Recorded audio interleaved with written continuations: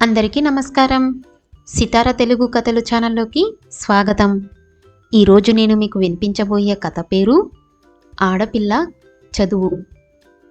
అనగనగా ఒక గ్రామం. ఆ గ్రామంలో రామయ్య అనే ఆయన ఉండేవాడు. అతను కుండలు చేస్తూ తన కుటుంబాన్ని పోషించేవాడు. వారిది చాలా బీద కుటుంబం. రామయ్యకు ఒక కొడుకు, ఒక కూతురు ఉండేవారు. వారిద్దరినీ బాగా చదివించి ప్రయోజకుల్ని చెయ్యాలని రామయ్య కలలు కనేవాడు. కొడుకు 10వ తరగతి పూర్తి చేయగానే వాడిని కాలేజీలో చేర్పించాడు. కానీ కొడుకుతో పాటు కూతుర్ని కూడా చదువులకు పంపటం రామయ్యకు బరువనిపించింది. అంతేకాక ఆడపిల్ల చదివి ఏం చేస్తుంది అని రామయ్య అభిప్రాయం. దాంతో అమ్మాయిని చదువు మానిపించాడు. అబ్బాయి కాలేజ్కి వెళ్తూ సినిమాలు, షికార్లకు తిరిగి మొదటి సంవత్సరం తప్పాడు. రామయ్య చాలా బాధపడ్డాడు. 2వ సంవత్సరమన్నా బాగా చదువుతాడేమోనని ఆశపడ్డాడు.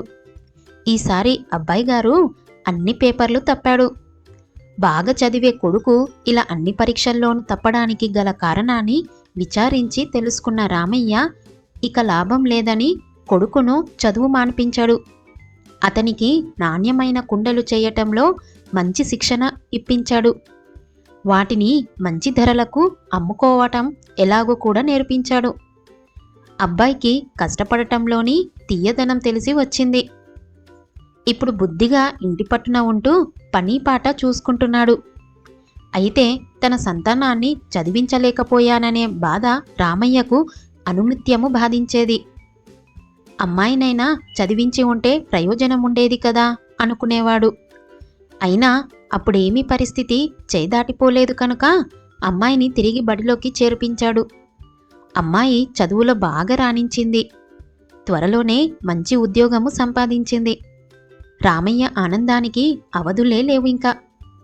ఇప్పుడు తన కొడుకు పని చేస్తున్నాడు, తన కూతురు సంపాదిస్తున్నది.